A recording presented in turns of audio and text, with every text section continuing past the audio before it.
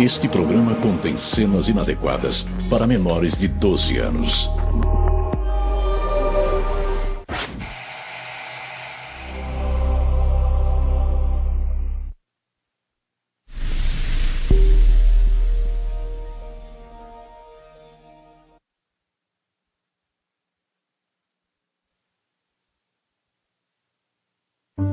You can't shoot this one.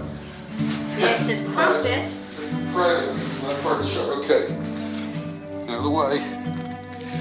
Here we go. Good morning, world. Good morning, Evan. Mikey. I shot a Mike. Good morning, Mike. Good morning, Dee. Good morning. Good morning, Michael. Where do you want me to stand for the shot? Where do you want me to stand? Right here? A little back. Take another step back? Yeah. Big step back. Oh, no! Oh, I'm so mad now. Oh. We'll see you later.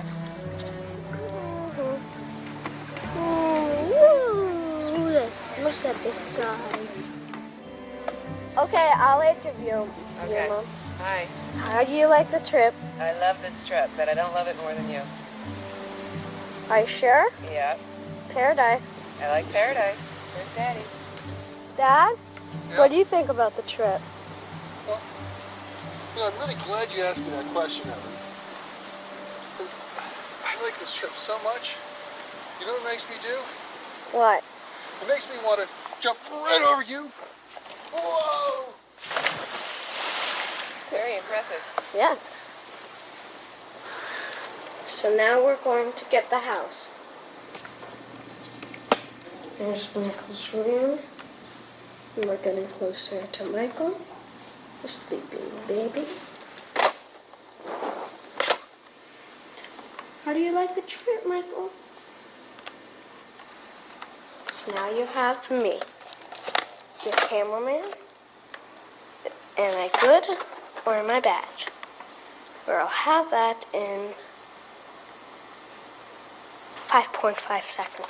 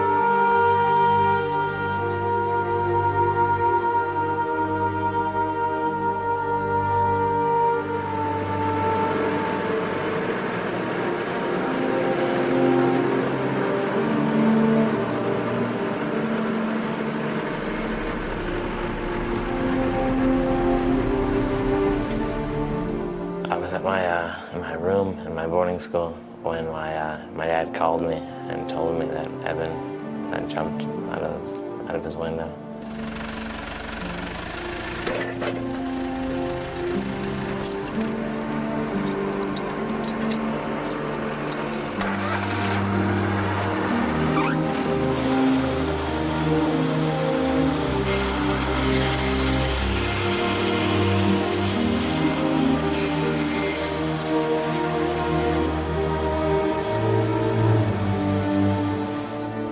It was sort of the third week of school, I think, that he chose to take his life.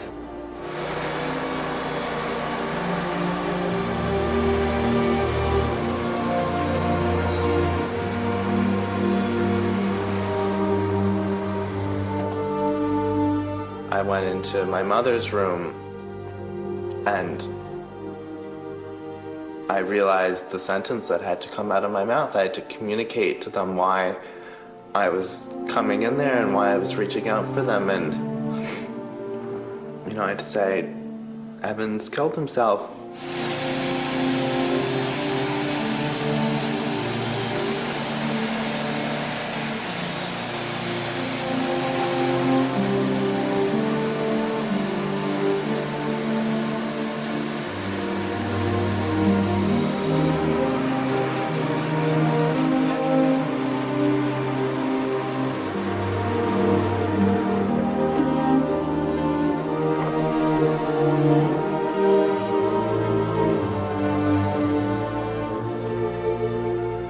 One of the things that you do, I think, or at least that I do unconsciously, to avoid things that are really too painful to confront, is just block them out. How can you understand doing that? It doesn't seem possible. What on earth has happened to make your son so miserable that he doesn't want to be there anymore?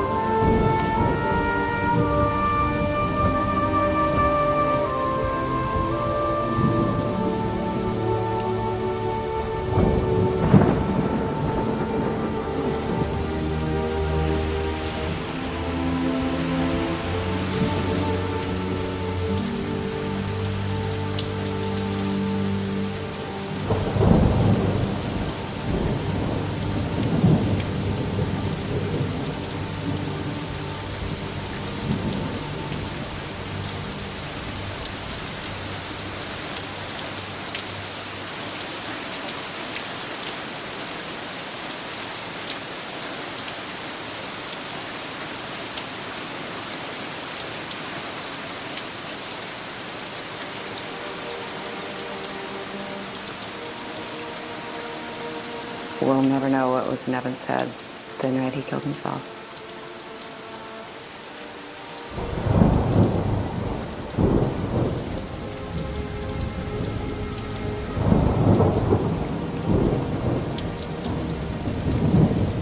The mystery will always be what his thought was when he was on the ledge.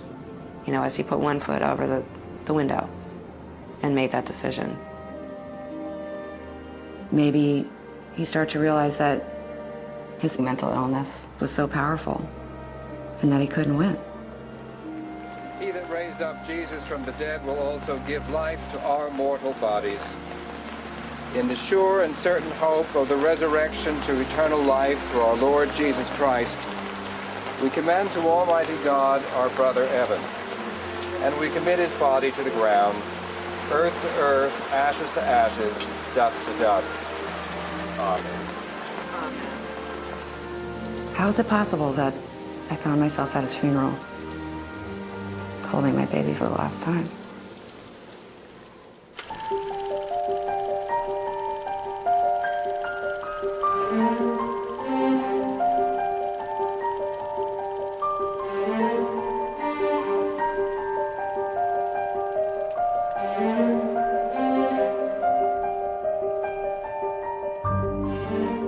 The day Evan was born was the happiest day of my life.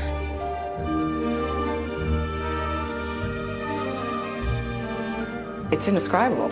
It was indescribable happiness to finally see him, because when you're pregnant, you start to have a relationship with the baby, and it's like moving around, and who are you? Knock, knock.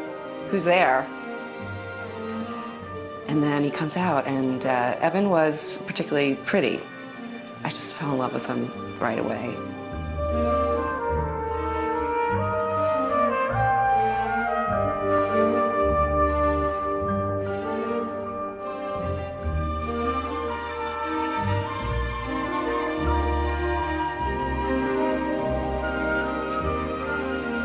Well, I actually filmed Evan getting born, and I was very excited. As I recall, I gave the camera to the doctor, and then he did a shot also.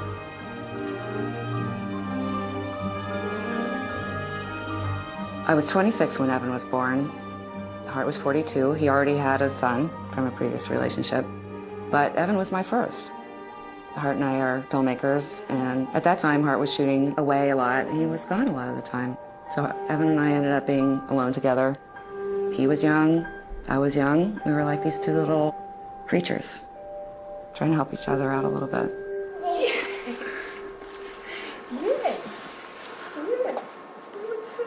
Okay, we want to have an interview with the mom.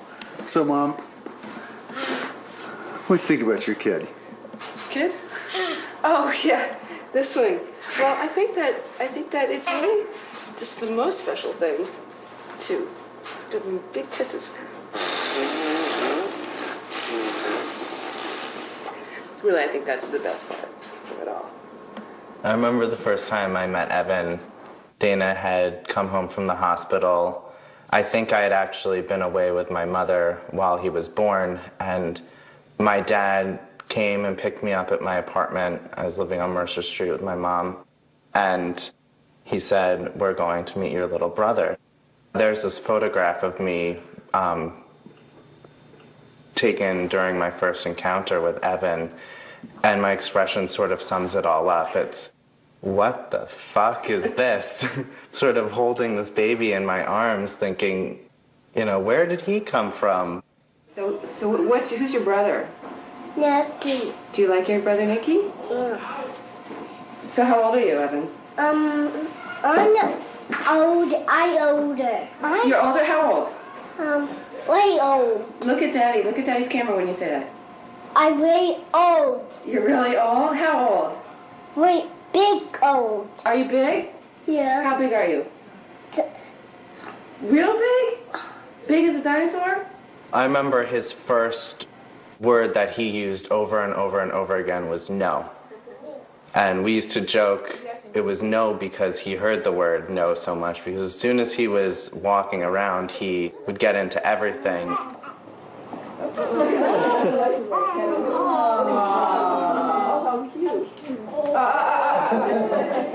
Evan. No. I'm gentle. Oh, come on, please let me punch him in the nose. I think I understood from an early time that he was a challenging kid. Russell. Getting dressed in the morning I knew was a challenge. If he didn't have the right outfit, you know, you weren't going to be leaving the house for a very long time.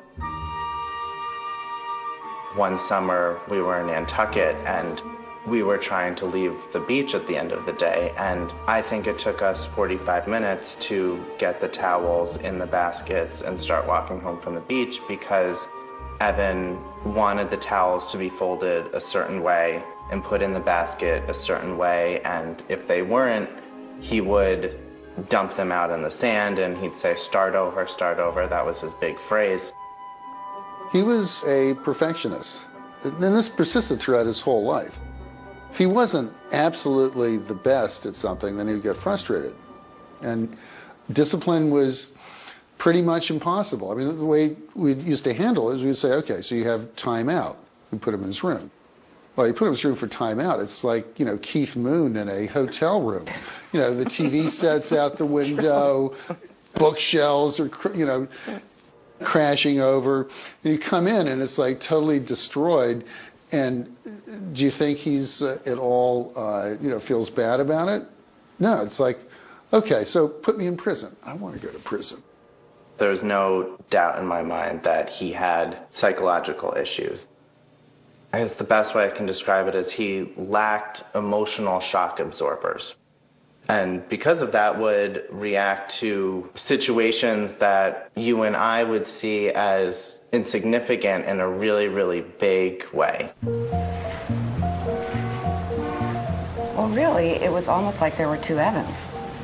He would be, on the one hand, tantruming and being completely impossible to reach. On the other hand, being this wonderful, vibrant, vivacious kid.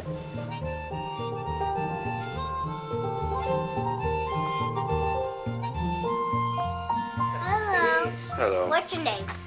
My name is RoboCop. What's yours? Nobody. Well, I'm pulling you over, nobody, because you're speeding. ease up on the throttle. Okay, good night. Have sweet dreams. Goodbye. I mean, he was so much fun to be around. And when Michael was born, Evan was thrilled. He finally had a playmate. They were roommates, and he adored Michael. Hi, it's me, Evan. That's my little brother, and that's my mom. And what are they doing? My mom's trying to talk to somebody. Michael's just stuck in on his pacifier. I couldn't take him out because that was too hard to open. Okay, what's Michael saying? He's saying that I want to get that dog. That's what he's saying. Okay, Evan, you want to film now? Yeah. Okay. And that's formula. There's a green shirt. Guess who? It's Daddy. 4 eyes. Oh, there's inside the toilet. And there's under the bed. Let's go see. We see red gloves. We see some socks. Ready? I'm ready. Okay, action. He learned how to read very quickly. He loved books. He loved talking about what he was reading. And he was a great companion, when you were doing something, going on a trip. He was a guy who was, good for an adventure. Trying hard. Hard. I know, it's wearing you out. I know, it's tough. And Evan. You gotta do the bonus. It's a big one. Beautiful. Let's see the triumphant fisherman. Yes. Nicholas. Hey. What do you think, Evan? Evan, what do you think? Get it! Hot tip. Oh, poor baby boy. He needs to go to mommy for help. Evan was incredibly affectionate. He was very physical, very cuddly, always sort of cuddling up. Ev, are you a little baby still in mommy's tummy? Huh? You haven't even been born yet, have you? You have to take that intense sweetness and sensitivity and just completely upend it into the darkest, scariest,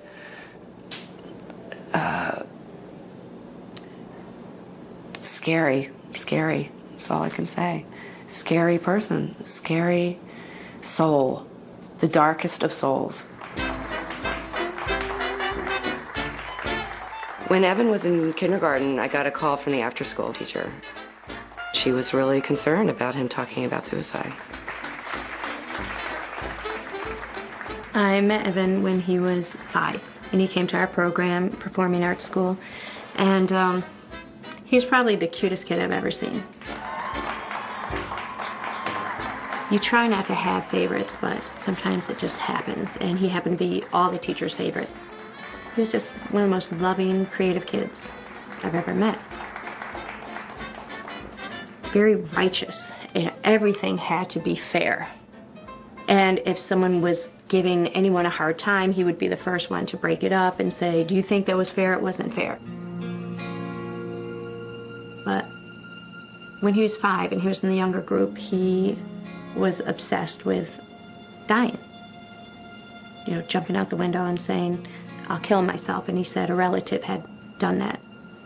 Every day in group, he would bring that up. And he would say, I want to jump out the window. He would say, I don't care if I die. I don't care. And I said, well, what about me? And he said, well, I'd feel bad for you and my parents, but I wouldn't mind because I won't feel anything. And he would sit on my lap and have his arm, around me, and he would talk about it. He said, no, I would jump out, without being upset, without, just being loving and affectionate. And I said, Evan, that's just weird talk, all right? Come on, it's just weird. I've seen depressed kids, and I've seen, hyper kids, but not kids who talk about, dying. He was just curious about death and even obsessed with it. The thing about Evan's obsession with death was that it was so matter of fact. A lot of times it was just casual. We're in Hawaii. We were just snorkeling. We saw an eel, and now we're gonna go look at some whales. Maybe we can see Moby Dick, son. Like I remember one time in Hawaii, we're just there snorkeling or something, and he says something like, "By the way, I've got a rifle." Don't say this at home, kids. So, what? I got a rifle. You got a rifle? Yeah, What do you need a rifle for? to shoot you. And you just go, "What? Like, what do you need to shoot?" I mean, that's not really funny. It's not really expressed in a way that seems attention-getting. It seems like, yeah, this is what I think about. 1997, Evan Perry. Perfectionistic, obsessive, doesn't like to have things. I stopped writing there. Good athlete, popular. When he was 5, we did start seeing a psychiatrist. Doing well in school. Last year, fighting, etc. And very early on, he diagnosed depression in Evan and put him on Prozac. We talked about Prozac, September 25th, 97. That was the heyday of where people were just really discovering depression in children. You know, before, I don't know when I started out training, people didn't really think children had depression. It was just thought children don't get depressed, period. Well, I think I remember when you prescribed Prozac, I was pretty surprised. That was, I'd never heard of that. That was like a really big thing. Positive, strong family history of depression on both sides. Shall I say this part? Or skip this? Parental uncle committed suicide, age 21. Your brother, yeah. Talks about death and murder. He was just scary. I don't know what to say. He had already made a suicide attempt. Which one? Ran to window and threatened to jump in front of parents, I wrote. Defiant, rebellious, banged head, threatened to kill parents and brother. I want cancer. Well, he was such a baby, you know, in the beginning. He had such a baby face, and he was such a kind of pink kind of baby kid. And then it was that kind of visual contrast between the demons inside him and that kind of sweet look. At one point, I'd say Evan was about maybe 7 or 8. He and I were home, and once again, he started to talk about wanting to kill himself. There were a lot of times where he would tell me specifically what he was going to do. He was going to jump out the window, he was going to jump off a building, he was going to cut himself, or in this particular occasion, he was going to hang himself. He took this pillow thing with a strap on it and climbed up on his bunk bed, and he affixed it up there. And then he put it around his neck, and he showed me how he was going to jump off the bunk bed. He's going to show Mom how he's going to hang himself right in front of her. And I didn't let him. But I'm tired of trying to explain to people what I'm hearing at home, and I'm just going to record this. I always felt so guilty about taking those pictures. But I was so tired of explaining to people my son wants to kill himself. I just needed some kind of proof that this is really happening.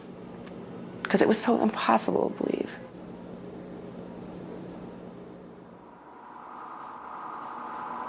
Oh, God. Just as we try to hang himself? Yeah.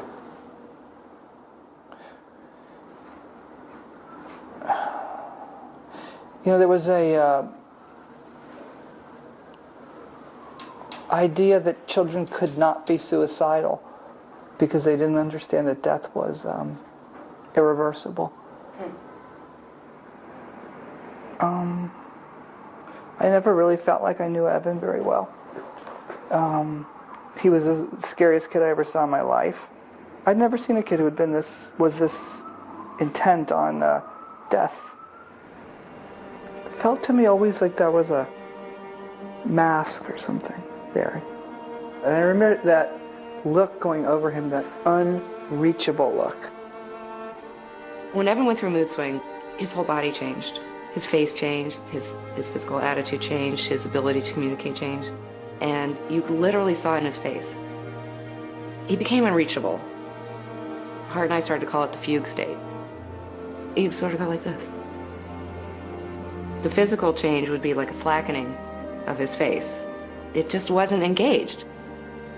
Something receded, and what you had was this kind of thing, this facade.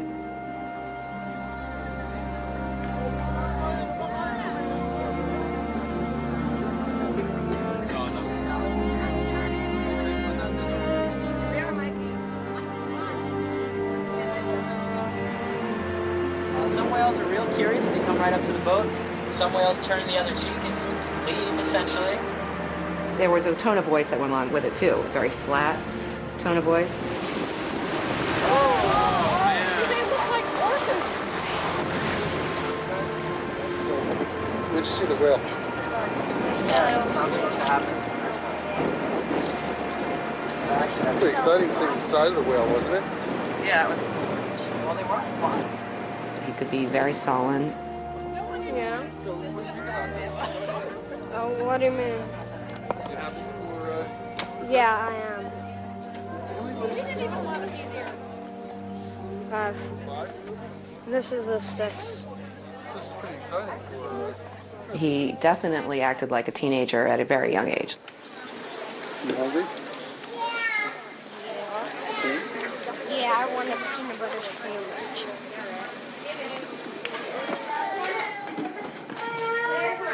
God, in control. What did you say? God. No, that's not nice. He seemed to have skipped being a kid and gone immediately to being an adolescent. How was the football game yesterday? That's the kind of thing you expect from your 15-year-old. You know, you're not the boss of me, and come on, give me the car keys, or where are you going out? You know, what'd you do in school? Nothing. I mean, that seems normal. In a 7-year-old, it doesn't seem normal. And he was very teenage. He was, along with that, though, he's also very sophisticated. Here's my new power. He did not have a Britney Spears phase. He did not have a Backstreet Boys phase. He went straight to Dylan, Neil Young, Nirvana, and he wrote a lot of songs. Should have been, could have been, would have been dead if I didn't get the message going on in my head. You asked me how, I told you. Said, wow, take it now since you learned it, that how. His lyrics touched on things that you can't imagine a kid that young would even think about. You would think it's all a freeze. If I could be cutting myself on the neck, threading you with my knife, saying you're gonna die tonight. Well, that's because I'm depressed, nothing less, curious, furious. So somebody kill me, please. I'm standing on my knees. Somebody kill me, please. Pretty, pretty, please. I'm standing on my knees. Biscuit. It's because I'm depressed. Okay, that's it.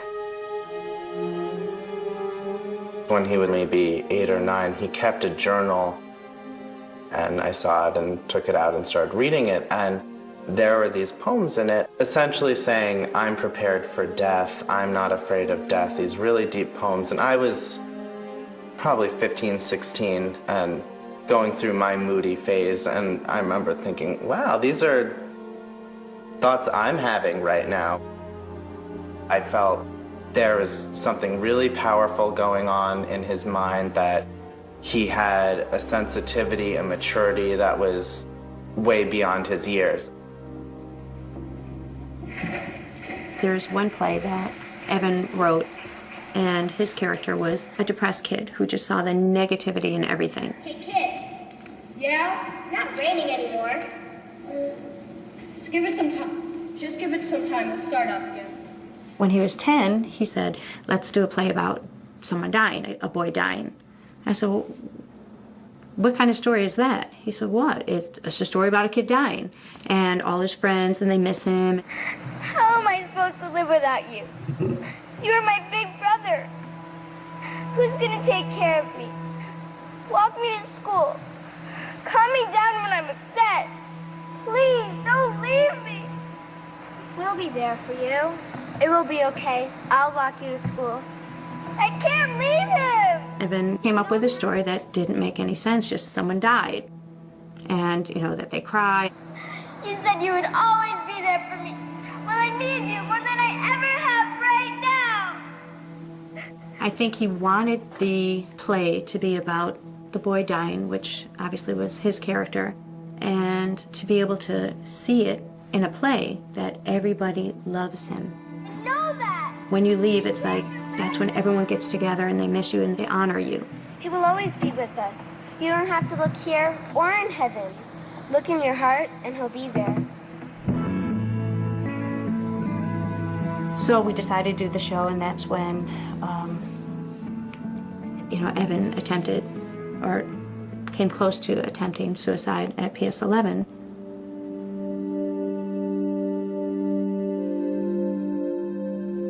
The fall semester of 2000, when Evan was in 5th grade, he communicated to the principal of his school that he felt suicidal. We get a letter, and of course, I suggest a psychological evaluation. Well, I'm already in therapy. I'm already seeing a psychiatrist who's already on meds. I don't know, I don't know what to do. I don't know what to do. And 3 weeks later, he made an attempt at school. I got a call at my office. This is Mr. Delmonico from PS 11. This is about Evan. He said, it's very serious. You need to get here. And I'm like, you have to tell me what's going on. He said, he's up on the roof of his school, PS 11. It's probably 6 stories. And he took a chunk of pavement about the size of a hamburger and threw it down onto the playground where the other kids were. One of the teachers went out on the roof, and there was Evan, perched on a ledge, and Evan told him that he wanted to kill himself, that he was going to jump. The teacher told him that life was worth living and what was good about Evan and that he was loved, and eventually Evan came down on his own. By the time I got there, he had been brought down into the principal's office, and we were there in the principal's office, and we decided to go straight from there to an emergency room. One of the residents asked him, do you know what it's like to be dead? He says, yeah, everybody gathers around and talks about how great you were. And for me, it was like, this is my worst fear. He is like my brother. My younger brother, Scott, committed suicide by asphyxiating himself in a car.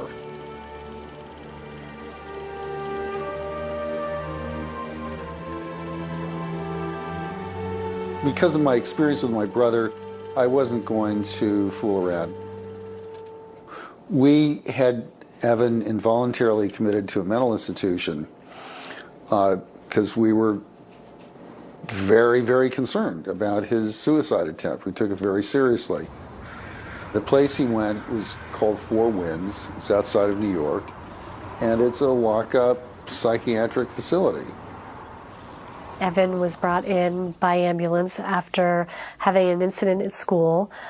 He was brought to the Deerfield unit, which is the unit I was working on at the time, which is for kids 8 to 12, and immediately assessed and evaluated. We were able to establish a pattern and saw that he definitely met the criteria for bipolar disorder. Known historically as manic depression. This is a chemical imbalance, a chemical illness in the brain. Some kids have more of a propensity towards depression, and some kids have more of a propensity towards mania. I think in Evan's case, it was definitely more depression. Bipolar depression is definitely more severe than just depression. And that's why suicide attempts are more common in kids with bipolar depression. And that's why it's scarier. Because you don't know how far he'll take it. You don't know if he actually would have jumped off that ledge at school. He had a tendency to blame other people or other situations instead of being able to say, okay, yeah, I get it. I did something I probably shouldn't have done. It scared a lot of people, and that's why I'm here. He just sort of said all I wanted was someone to listen. And he just couldn't understand that his behaviors and the measures that he took were scary to people.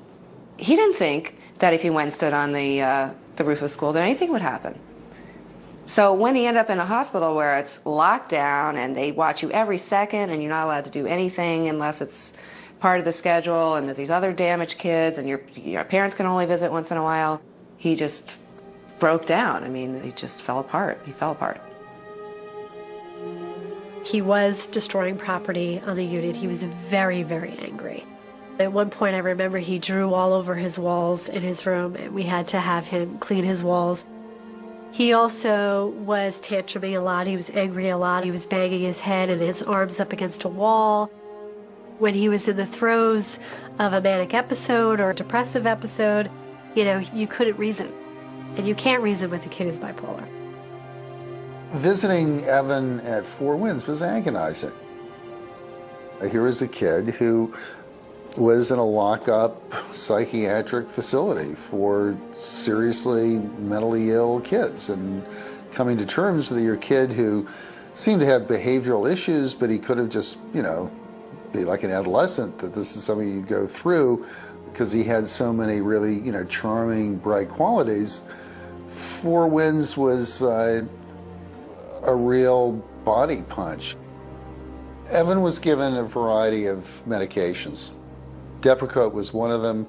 He seemed really doped up. And then they suggested that he try lithium. Lithium is a mood stabilizer, and it is used to level off the serotonin in the brain, as opposed to having the highs and lows to kind of even off the chemistry.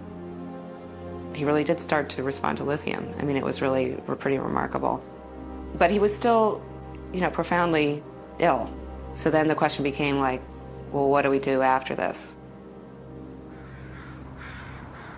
PS11 would not take him back, and there was no place for him to go, except for this very expensive alternative, which turned out to, I think, have saved his life for a number of years. Suzanne Hanna, who was his therapist, recommended this place called Wellspring, which was what they call milieu therapy. Everything's an opportunity to learn how to live in the group, from doing the dishes and making the meals to taking care of animals to taking care of younger children to chores and things like that. Evan came to us from Four Winds Hospital, and they were pretty adamant that the bipolar disorder was managed medication-wise and that he was on the proper dosages, and that seemed to be the case on some level we saw. And then right away, within a few days, Evan decided to venture off campus, and obvious question at that point was it really controlled? 3 days in, he decided that he wasn't going to have it, that this whole thing about the adults being in charge really wasn't for him. He made it a little bit more complicated than he had to, like built in a little dramatic effect. He went out a window. He could have went out the door. The doors aren't locked. Oh, I see. So he went out the window and then went on the roof and then jumped down. So this was that involved some doing. Dana gets a phone call from Evan that he's climbed out a window and escaped from Wellspring and is in some guy's house. Of course, we had to go to juvenile court because the guy whose house he broke into pressed charges. I think the neighbor whose house he was in was quite unforgiving. Luckily he didn't do anything with that man's house that day, but he was trying to get a rise out of his parents to come rescue him, show them just how much he's suffering, and he'll go home and stir it all up again and be back in the hospital again in another year. It was as if he was in a game. It was an important event, and it really kind of marked that need for a switch, that Evan really needed to be held accountable for the relational damage he was doing. So that event was a microcosm of what had happened in his life. He wasn't being held accountable on some level for the damage he did to you all. That was the first night we were here. We sat right here, right? Yep. As I recall, you had us in first and kind of gave us a little heads up, and then Evan came in and had us, I think, sit in our laps. Right. And you told me to talk to him really honestly. Right. And I did. And it was It was like this incredible relief because I had permission to say what I was feeling without being afraid of breaking him. You know? I remember. And you were like, really? Yeah, I was like, really? Well, if I tell him I'm afraid I'm going to find him dead, he'll explode. Right.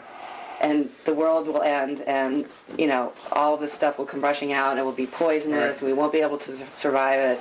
And I think to all of our amazement, we not only survived, but started building, you know, on that. Finally, he started to work with the therapy at Wellspring.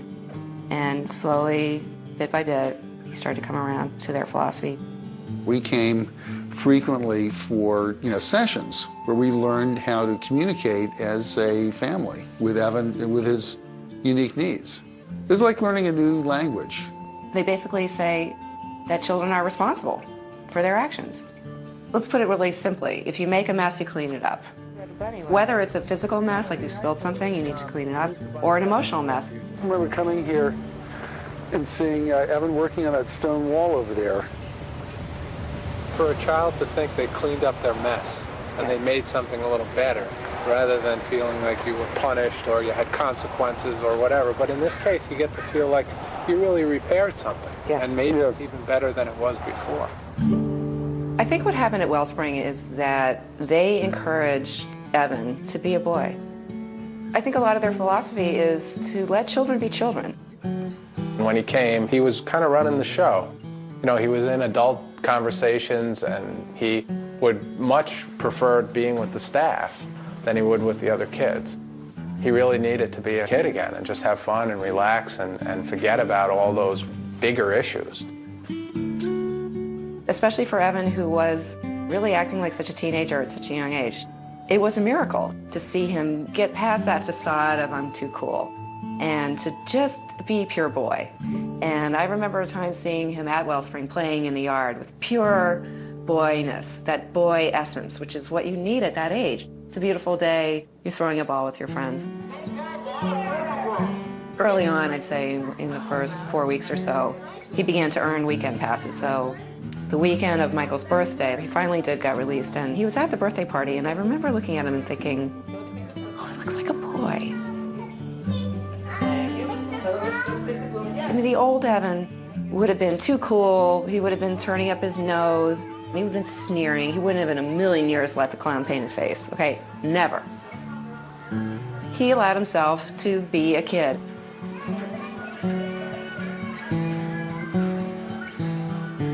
I saw those sort of layers peel away.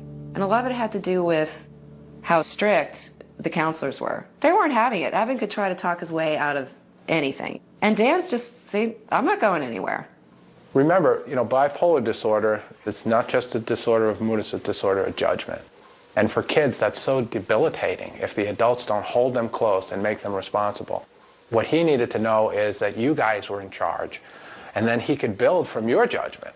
And that's what he allowed us to do first, because he looked around and he said, okay, I'm not getting over on these guys, I'll let that happen. And then we obviously bridged that to you. It was one of the shortest stays we've really ever had of a boy with so much going on in his life. 3 months is really an unusual time to get all that done. By the time Evan finished at Wellspring, the lithium had definitely kicked in. Along with the therapy, it was working, and you couldn't have one without the other. He seemed well enough to rejoin our family. The whole family went to Wellspring, and we all learned. And when it was over, here we had this kid again, and what do we do with him? So we decided to see whether we could get him into a mainstream school, which was sensitive to kids who had issues. So we got him into a school called York Prep, and suddenly everything was different. We would get a report card, and he was like one of the best students in the class. The teachers were saying, I wish all my students were like Evan. He got the prize in the science project. So what's this? My science fair. It's about how to make a hologram. Hey, got the ribbon? There's a ribbon. It's so hard. They move so fast, and we did like 40 pictures with digital camera, and none of them work. It's like natural geometry. One of the great things about Evan going to York is he found such a great group of friends. It took a while for him to like kind of gain your trust and stuff like that. And after a while, he was just one of those people I could talk to about anything and come to him with any problem. Once we started hanging out, I started like, you know, figuring out his interest in toys. And I really liked toys. Like, toys was my thing. And toys was his thing. And cartoons were his thing. And cartoons were my thing. Well, he was definitely different from all the other kids we hung out with. Nobody seemed to have strong opinions like him. He was really set in his ways, and once he had an idea, he wasn't going to let it go. A lot of stuff people say in high school, they don't really mean, or they're just trying to be popular. But, like, you know, Evan, he would just go right into it. He wouldn't hold back. What I liked about Evan was that he was really creative and like was interested in a lot of things that not just TV. Like a lot of kids were just watching TV, and he was making TV. Evan had various, movie ideas. When he was younger, he wrote me into shooting them. Punch once. Guys, shut up! Okay, ready? 3, 2, 1, action. Hi, I'm Adam Luke, and I'm here to host a new reality TV show titled What It Takes to Be an Astronaut. There's a certain amount of chaos that was involved in the creation of them. All right, Redneck, and then Gabe, you have to say something. You're the Chinese ADD, don't forget. I go to space all the time. Space is no gravity. No, okay, I'm not Chinese, because it's too hard to be Chinese. And You have ADD. Where's the ADD? ADD, no Chinese. Do you know how long it took us just to get through these 3 lines? That's all you did? I'm just trying to play a little more serious, okay? You. Who are you supposed to be? It doesn't really, at this point, it doesn't matter. I want to do the whole thing over again. What do you mean the whole thing? Because I was... We're talking about ass! I say, yo, man, you want to die? All the films we were making were all disasters.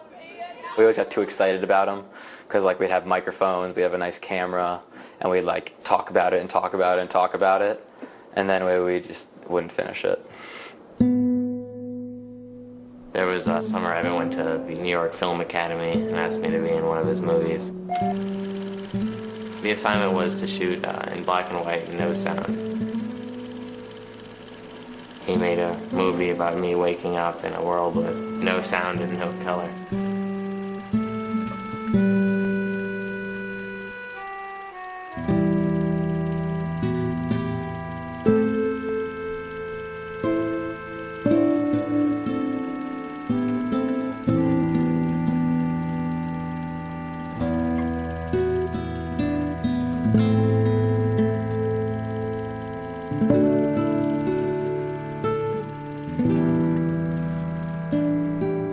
I never knew that there was anything wrong with him. He took medication. I had no idea. Never brought it up. Never talked about it. Sometimes we got a little suspicious because like he would just be really quiet for a long period of time, but we just got accustomed to it because he did it a lot. He would miss school every now and then. Like, I can tell. I knew, and I would tell him he's on his period because he's like, he looks like he would have a month where he's just like moping around. And then he would have a month where he's like really happy, and he would tell me like, listen, the more happy I get, the more pissed off I'm gonna get later.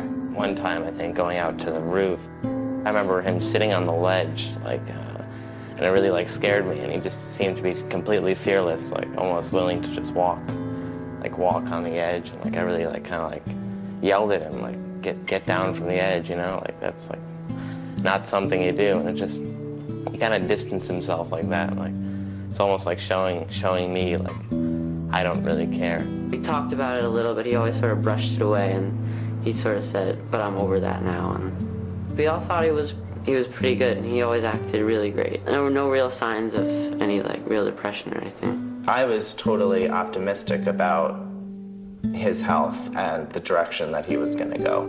When I'd come home from school and spend holidays, I remember remarking to myself, this is a much more warm, loving household than it was 2 years earlier. I guess that's what I saw after Wellspring, that Dana and my father really showing him that within our family lies a really strong foundation that he can trust. And during that time, it really did seem like everything was under control.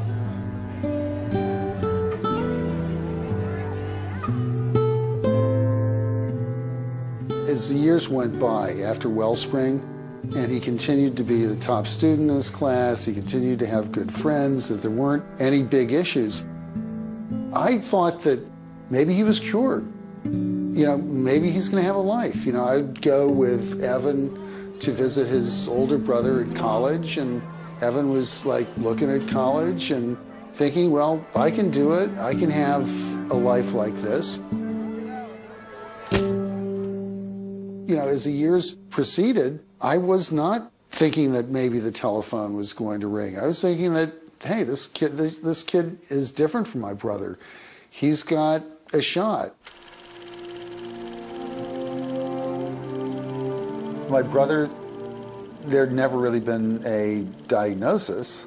He was a successful suicide. And that was my big fear about Evan. From an early age, both Scott and Evan, they were overwhelmed by their emotions. With my brother, you know, I'd learned how to, you know, be his guide. You know, we went to the same school, we went to the same college, we were very close. And I've been my brother's keeper up until the point really where he started living with Martine, his girlfriend. Well, Scott was fun. He was brilliant. He was very creative. He was a great skier. He was an athlete. We went skiing together. We really had a lot of fun, and I was totally seduced when I met him. I knew he was taking medication all along, and I knew he was seeing a psychiatrist. He was getting some help. I had absolutely no experience with depression before I met Scott. So I knew that there was a problem, but I didn't really see it because Scott was always very optimistic and he was very outgoing. But I think I started noticing something after the first year. He had mood swings, he had ups and downs. At the second year, he tried to kill himself a couple of times. While he was with me, I was supposed to get up in the morning and find him dead next to me. And he was amazed when he woke up. I assume he didn't take enough. You know, he was trying to overdose with medication and maybe with drugs, heroin. After his 2 attempts, he was really able to talk about it and communicate about it, and I could really understand, as much as I could, the depth of the desperation. He said he was in a hole, in a tunnel, in a hole. There was no way out. The pain was so profound. He could not imagine going on with it and living with it. Even though I was there, it did not matter. Me and his family were not enough to keep him alive. At those moments of such despair and pain, the only way out was to die. I don't like to think that maybe I wasn't really clued into what was going on, though I probably wasn't, because I wasn't willing to accept the fact that anything so terrifying to me could be on the way. And particularly because Scott didn't seem like an unhappy person. All it tells you is that there is so much more to know about people you love than you can ever really uncover. What happened that weekend when Scott died? I don't know. No, I have not the faintest idea. Not the faintest idea. You found him. What? You found him. Who found him? You found him. I found him. I don't remember doing that. No. What's more, I think I can get along without memory. I don't remember it all.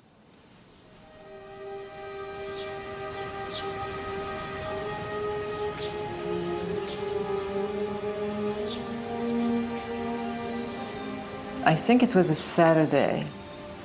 We came for the weekend up here, 4th of July weekend. Scott was totally normal, fun, nice. Suddenly, it was a beautiful afternoon, and we said, "Where is Scott?" Scott was not around. I knew something was wrong. So I said to Billy, "Well, I'm going to go to the caretaker's house and see if the gun is still there." Because I knew that the caretaker had guns, and Scott knew that he had guns. So I went there, and Billy went in another direction. I couldn't get inside the house because it was locked. I don't exactly remember, but I knew he didn't have the guns. When I came back, I saw Billy who came back, and her lipsticks were smeared around her mouth, and she said, "I just found Scott." And she found him in the Jeep, in the car, near the carriage house. And what he had done was take the hose from the vacuum cleaner and put the hose from the exhaust pipe inside the car.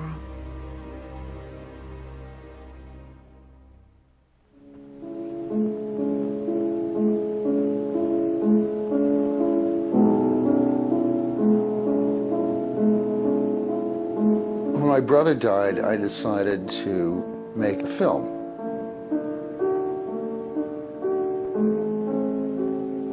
It was too painful for me to really deal with his suicide. So I made the film about a sculptor friend of my mother's who came from Spain to make a sculpture for the grave. I documented the process of making the sculpture and the installation.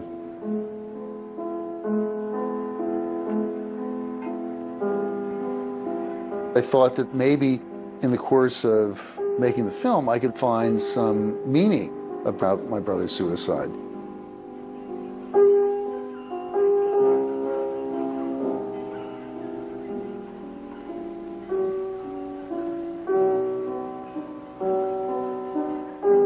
It took me about 7 or 8 years to come back to normal.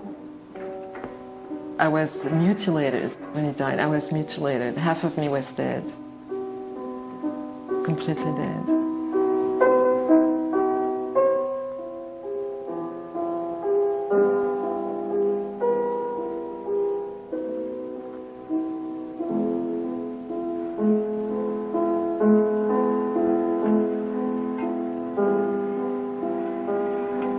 My parents were shattered.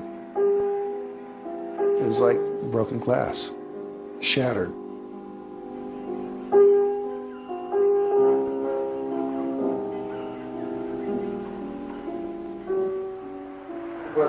What did happen to him?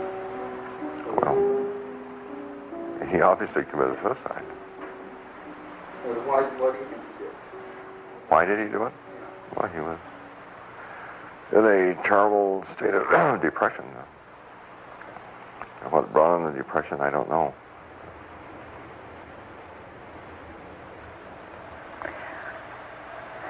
I don't know. I don't know.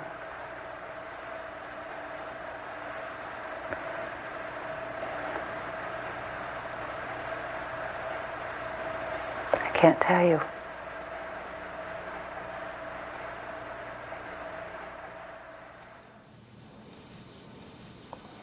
I can't tell you.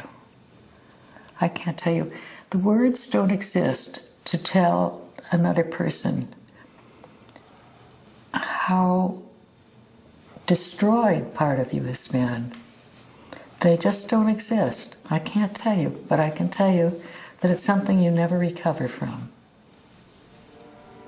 What is true is that life goes on, but not the way you wanted it to, and not the way you planned for it to. But you don't recover. I don't think.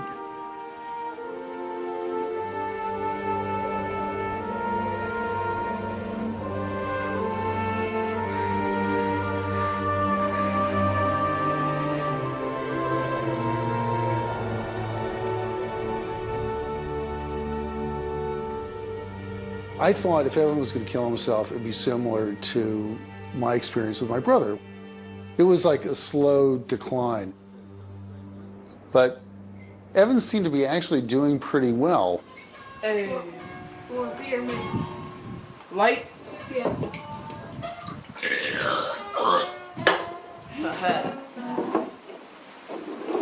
So why are you out so late? Well, I've been seeing a Kiss concert, man. Kiss rules! Kiss rocks! Rocks! Just didn't have watch him leave. Hey! You didn't pay. Yeah. I just went like, hey. Run, Mike. Run, Evan. You know, I mean, Evan was never, you know, like an over-the-top, you know, effervescent, happy kid.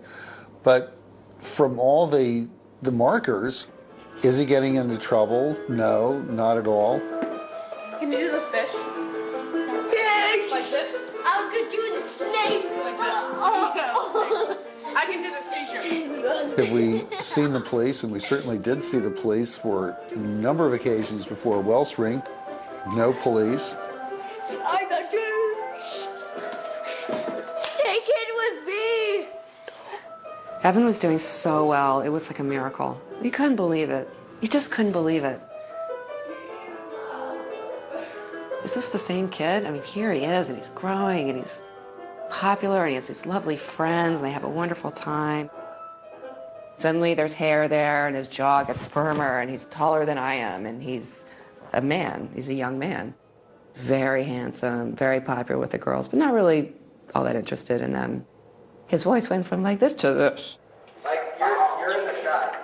Like,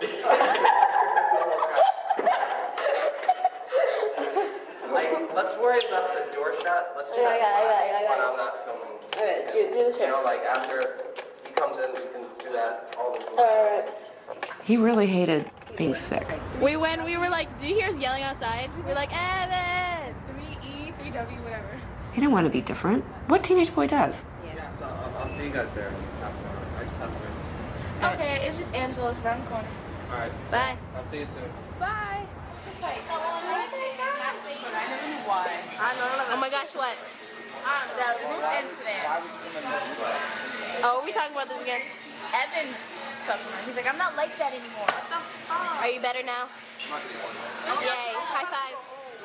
A lot of the time he seemed really out of it to me, and I really attributed that to his drugs. Because I remember going through a turnstile door with him and him sort of just stopping in the middle or not really paying attention to what was going on around him, and I'd stop and say, what is it with this kid? And I'd say, oh, well, he's taking lithium.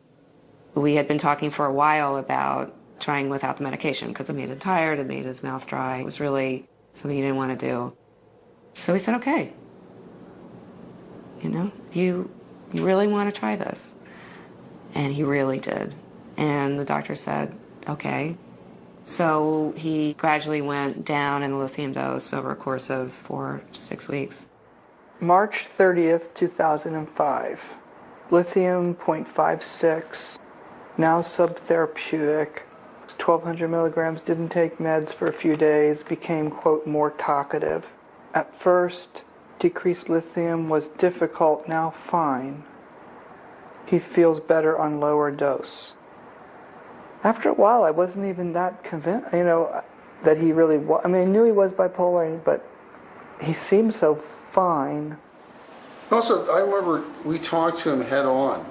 Do you have thoughts of suicide? Do you want to kill yourself? Do you want to harm yourself? And he said, no, you know, I don't. Kids know that if they say certain things or if they do certain things, they're going to be stopped. You know, especially if they have parents who are attentive to what's going on with them. So if a kid really doesn't want to be stopped, he's not going to say anything. Evan may have gotten to the point where he got really just better at masking it externally. But internally, it's a lot of suffering. And this was just the beginning. I mean, it started when he was much younger, and it wasn't going away. We went on vacation for 2 weeks in Nantucket, and he seemed depressed. He seemed subdued, didn't seem too happy. He wasn't doing good. Then school started. He's sullen, he's depressed. As the weeks unfolded in September, he started getting more anxious about his homework. And at one point, he came to me, he said very seriously, Mom, I need your help. I need you to stay after me. We had contacted his psychiatrist and tried to make a meeting as soon as possible to increase his dose of lithium. We said, let's get him back on the lithium. This experiment didn't work. So we made an appointment with the doctor for the following Tuesday, October 4th.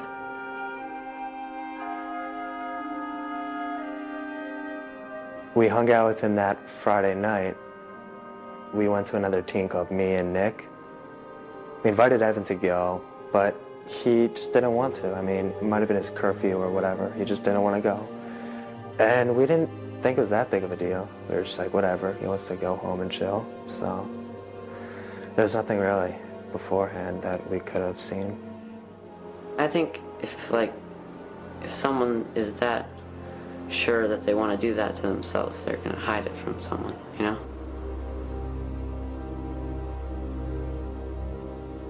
The night he died, I came over for dinner. It was a Sunday evening.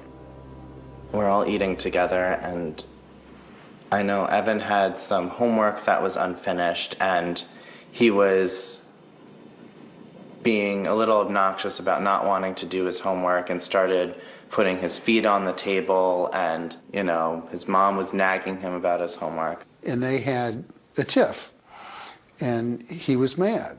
The fight was very intense, as it often was, and, you know, really just deeply intense.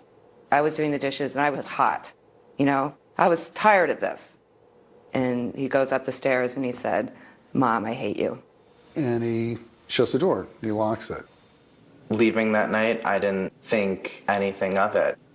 He wasn't behaving in any way that would make me think this child is going to end his life tonight. Not in a million years. I mean, on my good days, I've acted worse than him at dinner.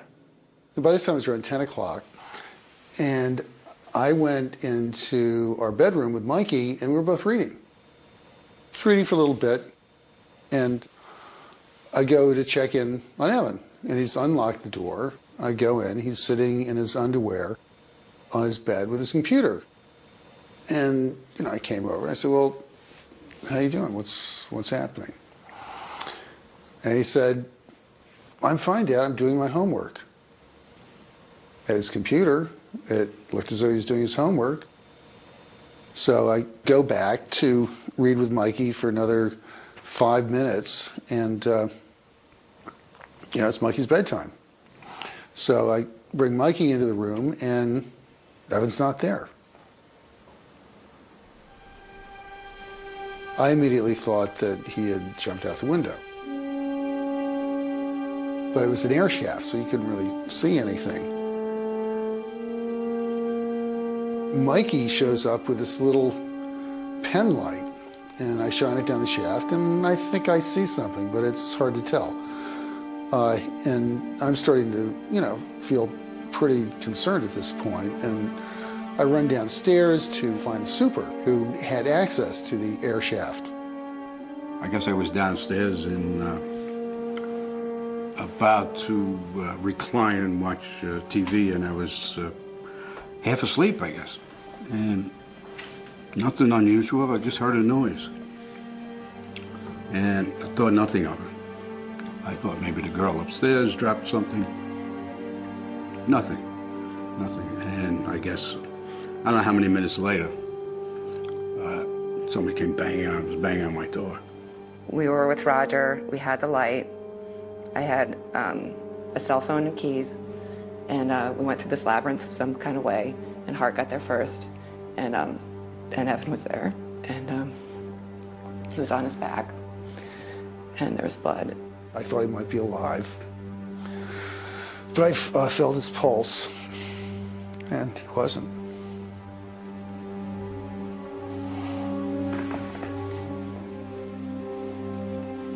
So it got pretty chaotic. I was screaming, "Evan, Evan, Evan, Evan, Evan, Evan. You know, Evan, please." And I went, and Hart was in front of me, and I said, "Get out of the way, I want to give him the mouth to mouth. I want to move away." And he said, "Dave, just go the paramedics are coming, go upstairs, take care of Michael, take care of him, it's okay. And he was very calm. I called Nick to come and look after Mikey and Dana because I had to go to the hospital with Evan. I was there comforting Michael and we were praying. And I thought maybe he's still live. Maybe he's just broken some bones and maybe he'll live. And at some point, I don't know when, but Nick showed up. We pulled up in front of the house.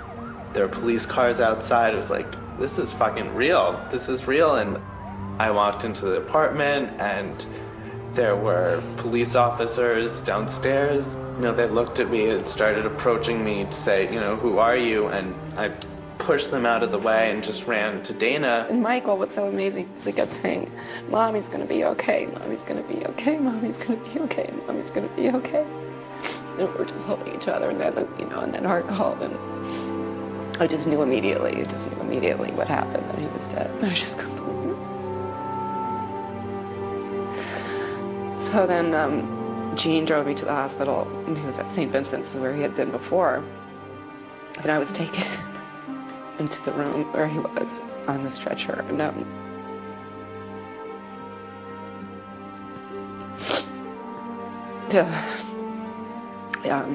he wasn't cold, and he had his boxer shorts on. And he took the sheet down like this. I held him, and I closed his eyes, and that's it. And then I got a call in the car from Nick that said, I found his note. I found his note.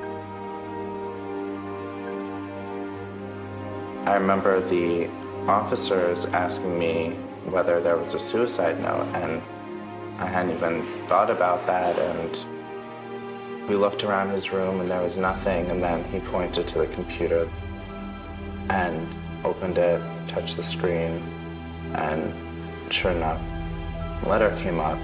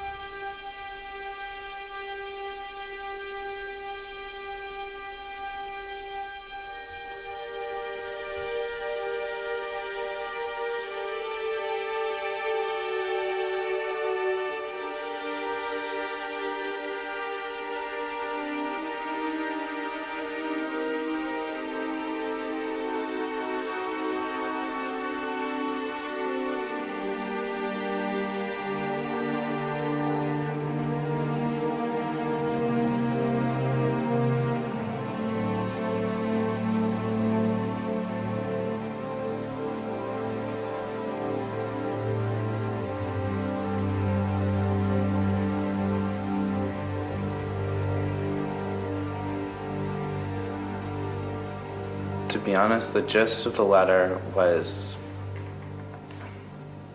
what every fucking 15-year-old thinks about themselves. That I'm not good enough, no one likes me, things won't get better.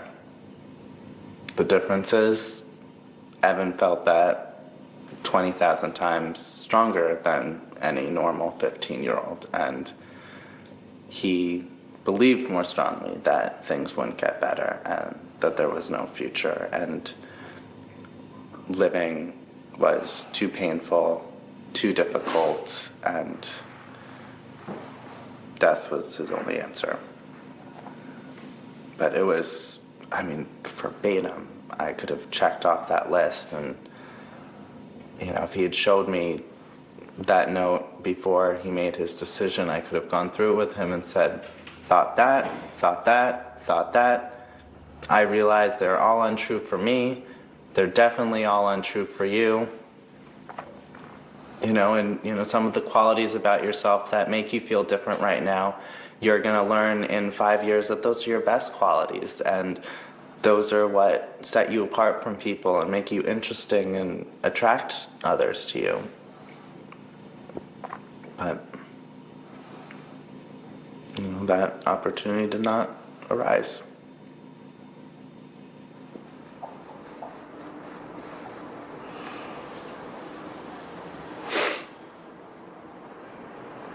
So what do you make of that? I think that he foresaw, he must have been getting a glimpse of adult life, and that he foresaw that he was not going to make it in the way that he wanted to make it. You know, in psychiatry, it's like bipolar is our cancer. It kills people. You do everything you can, and some people can't be saved. And probably we could have definitely we could have saved him for a while. But he would have gone off his medication. These kids do, they all go off them. And when he went off, he just went so fast. Maybe his illness was changing into the type where people really do get crazy. He never talked about any of this. Any of that? No. Nope, he never talked about any of this. He denied feeling it. He never talked about any of this. Never did he say anything like he didn't trust his friends. But this is crazy talk. That's crazy I mean, talk. you know... Crazy talk, but it's done so sanely, numbered, and so precise. This is what makes me so mad with all the portrayals of mental illness that you see on TV and movies. It's like raving, crazy, foaming at the mouth, not sanely sitting there, hyper sanely, typing this horrible thing out, just methodically, already knowing he was going to do it. That's insanity.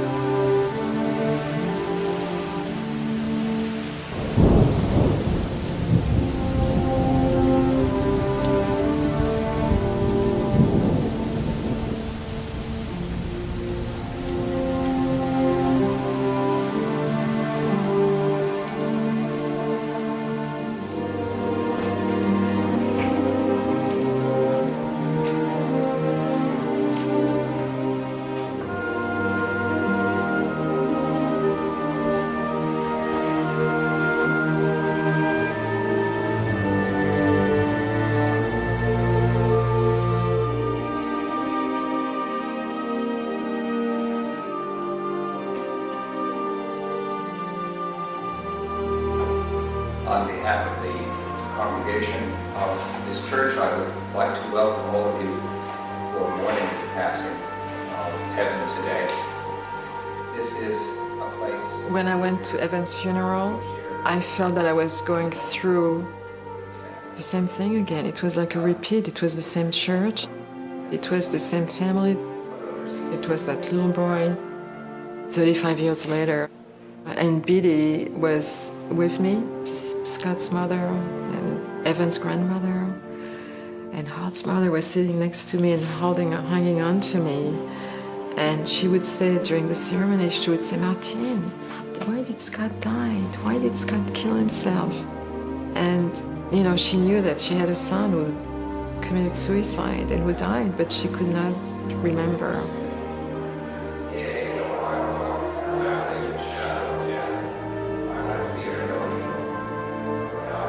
I was briefly trying to explain to her that it was the same disease, that he died for the same reasons Evan died. I feel relieved to know that Evan has found peace, even if it means that we must take on pain. Through his memory, we realize the extreme precariousness and preciousness of life. We must cherish and savor the lives we have, the relationships we enjoy, as much as we can, for as long as we can.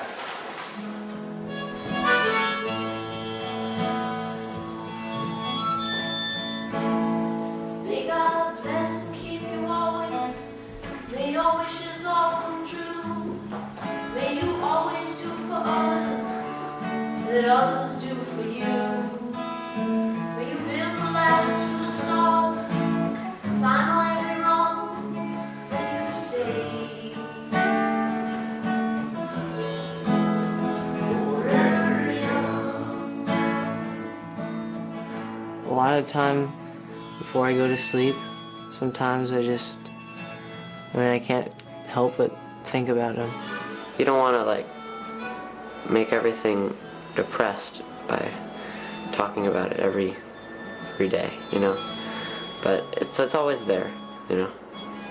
You can't not talk about it. When I read his note, I could tell that it was spirit of the moment and that hopefully at least he didn't mean some of the stuff that he said. His note, it didn't come from the other I knew. It was just, it's depressing to see him, like, just horrible stuff he said about not having friends. And I know, like, he didn't mean it.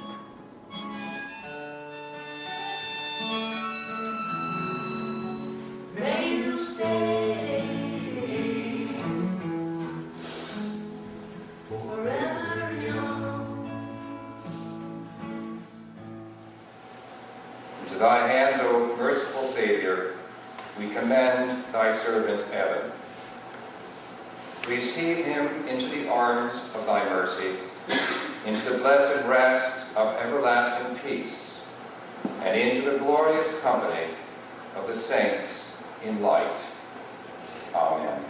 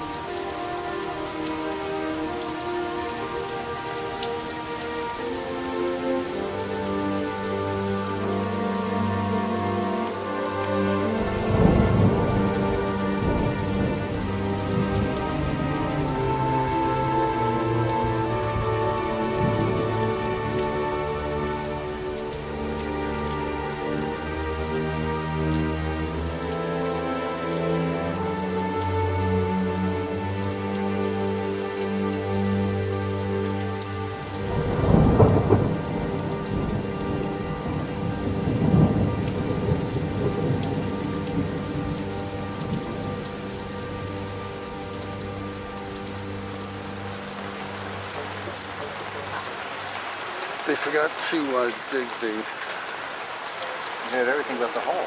Everything but the hole. I forgot to dig the hole.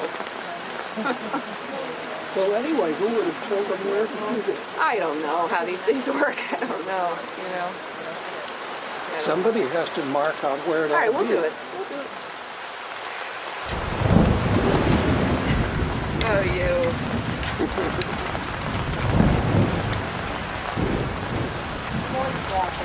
Oh, he's laughing all right. You better believe it. He's roaring over this one. He that raised up Jesus from the dead will also give life to our mortal bodies.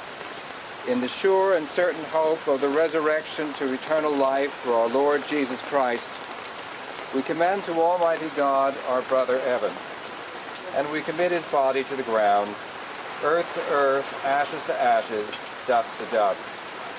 Amen. Amen.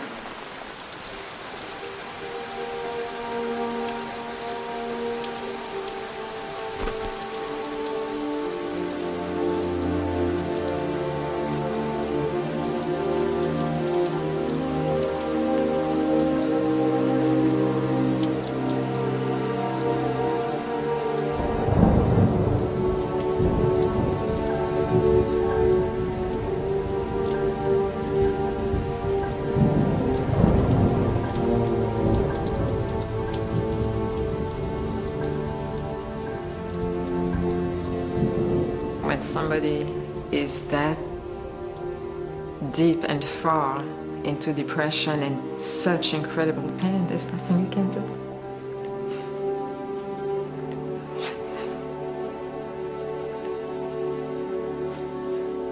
The survival is really very difficult.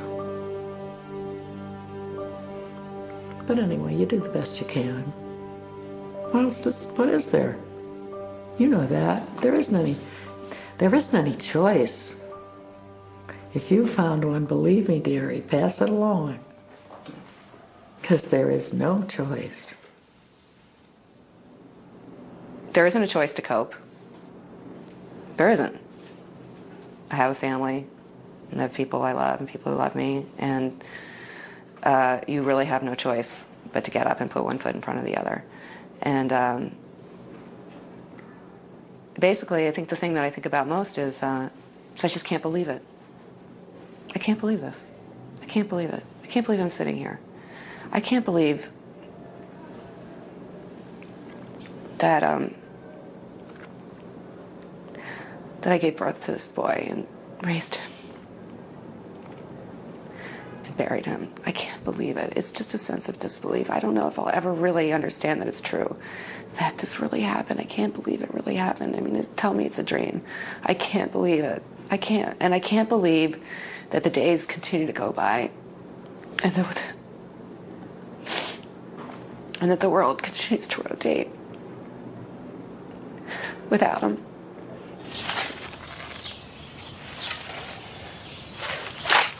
Oh, nice, dude. Look at it. It's already making flowers around it.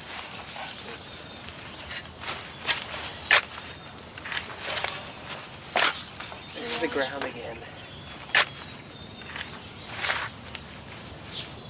I hope this tree grows strong and proud and beautiful to remind us of Evan, and always provide beauty and shade for future generations. And that every time we see it, we'll always think of how much we loved him and how we'll always remember him.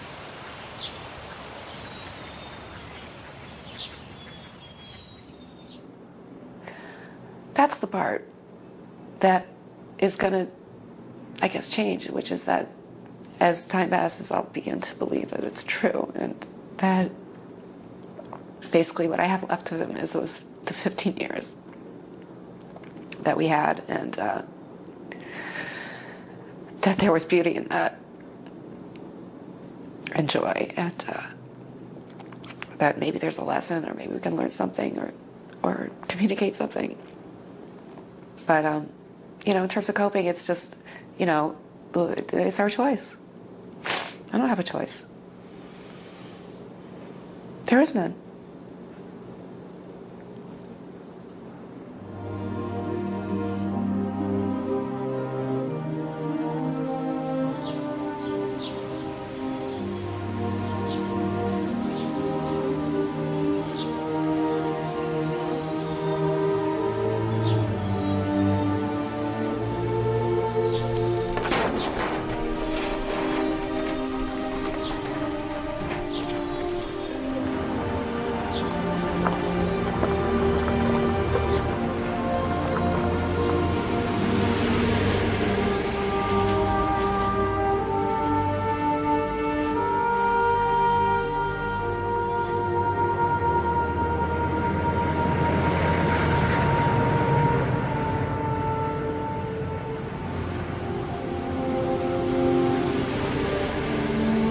Even though we lost this battle, we'll never forget the experience we had at Wellspring.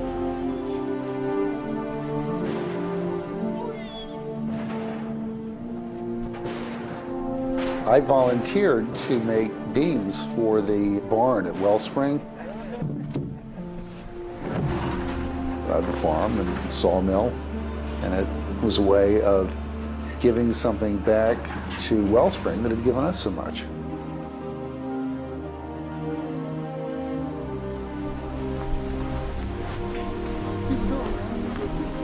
And that's going to be a building where other kids are going to be able to get the kind of therapy that Evan got.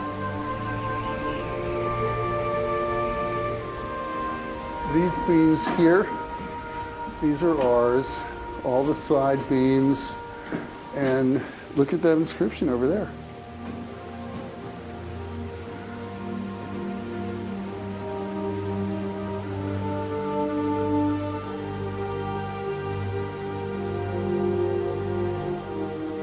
Here was an opportunity to make something physical in memory of Evan.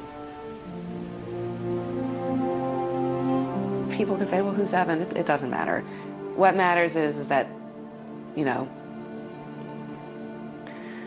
somebody loved Evan enough to want to remember his name.